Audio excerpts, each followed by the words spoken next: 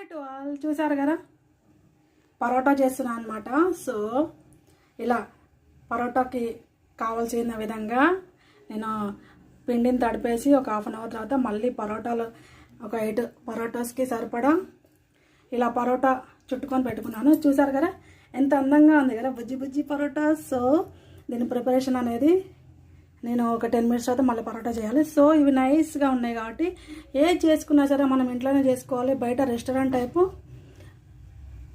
Butter ఆలు masala with parotta చేస్తున్నాను ఇప్పుడు. సో ఒక్కసారి చెప్పిద్దాం ఈ బుజ్జి బుజ్జి పరోటాస్.